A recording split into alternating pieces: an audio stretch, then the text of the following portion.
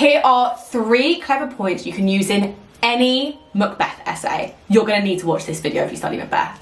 I'm here today with first rate tutors and Barbara is here, so we're going to walk you through the 3 things you must use for any Macbeth essay. Make sure you watch this whole video. So let's kick it off, number 1, with context. The divine right of kings. Now, with context, there are quite a few different bits of context you can use within Macbeth, but divine right of kings you can apply to anything. And the divine right of kings, just in the most basic terms, is the belief that God chose the king. So whoever the king was, he was believed to be divinely ordained. This basically means the king had chosen, divine God, he had chosen the king. So any violation of that, think about who violates the divine right of kings, would be going against God. What else do you think about this, Barbara? Divine right of kings. I think divine right of kings is always a winner with context. You want to talk about, for example, how Macbeth violates also the natural order, and as a result of that, that creates chaos within Scotland. And remember that Shakespeare first had this play performed in front of the court of King James, okay? So he's a new king, he's also a Scottish king. So there's a lot of people in the audience, right? A lot of noblemen who are English who are thinking of toppling him and overthrowing him. So Shakespeare is using this message that no, you shouldn't think about overthrowing our new wonderful king, otherwise you're going to bring chaos to England by disrupting this natural order. So it's a really, really powerful contextual point, and you literally can use it in any Macbeth essay. Yeah. So Leah, what's the second point? Second point, we've got the themes. So there are a few key themes that we can use in Macbeth, and we're going to go just through the 3 key themes: ambition, guilt, and supernatural. Now, ambition, guilt, and supernatural, again, foundational for Macbeth, any Macbeth essay. Thinking about ambition, Macbeth, he is overtly ambitious. That causes, of course, his downfall, which we're going to link it in a moment on our 3rd point, but that is his hamartia, his fatal flaw, is he is overly ambitious.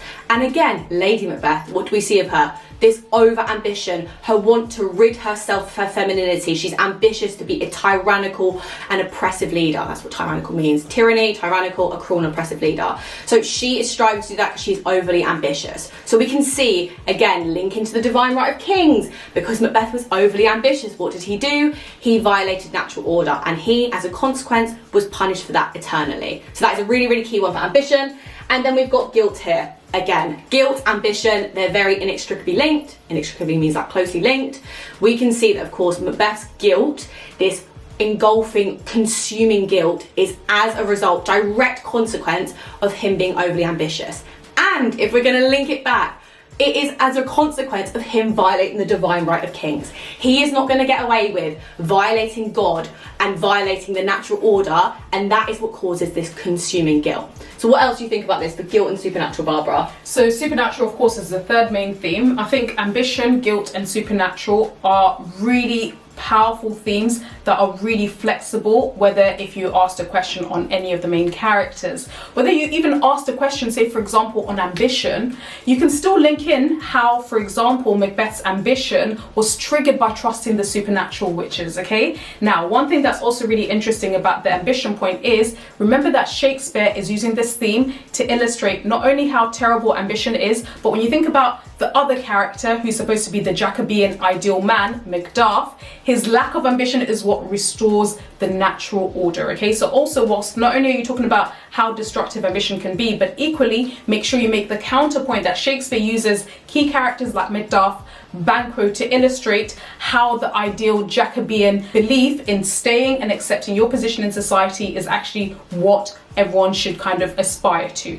Also, the theme of guilt is really powerful, and the point that you can also add when you're talking about the theme of guilt is how supernatural hallucinations are used to illustrate guilt. Okay, remember that there's 3 main supernatural hallucinations which illustrate guilt: the floating dagger, which Macbeth sees, Banquo's dead ghost that Macbeth sees, and finally Lady Macbeth's spots of blood on her hands. Okay, guilt, again, these supernatural hallucinations illustrate the overwhelming guilt that they both feel. And of course, supernatural is a really, really nice and easy theme to talk about. Remember that the witches are shown as agents of chaos, okay? Remember King James also, when you're thinking a little bit about context, King James was very superstitious, and he believed that if you followed supernatural characters like the witches, that would lead to your downfall.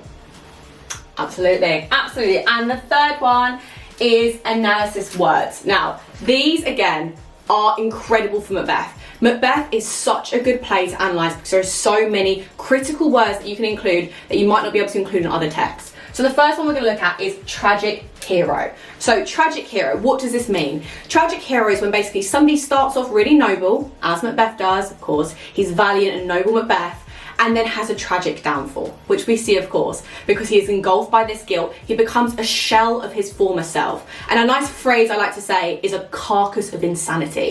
So there's a really nice phrase that you can put in for Macbeth in terms of he's a tragic hero and becomes a carcass of insanity. Same for Lady Macbeth as well, in terms of they're almost a shell of their former self. Imagine if you lost your mind, lost your personality, you almost become a shell. That's what we're kind of saying with carcass. So tragic hero is one we can characterise with Macbeth.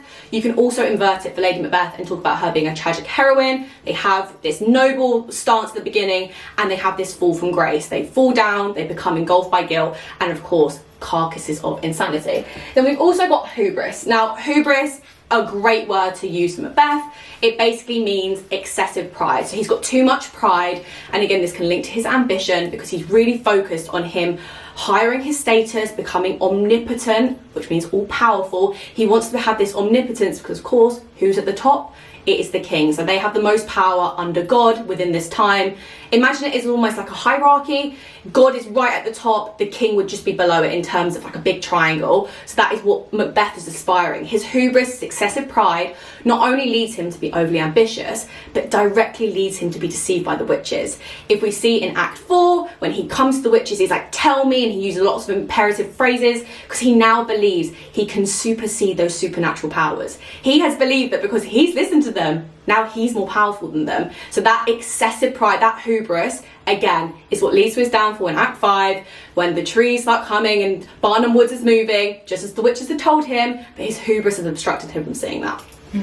And the third key analysis word is hamartia, okay? It's actually a Greek word. In fact, hubris and hamartia are Greek terms, I believe, okay?